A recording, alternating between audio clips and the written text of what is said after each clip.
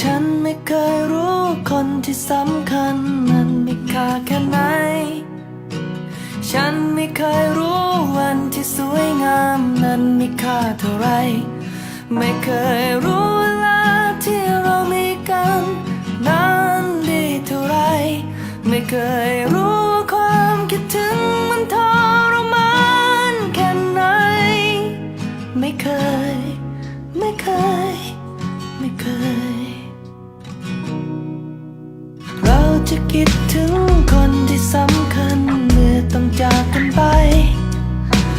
เราจะคิดถึงวันที่สวย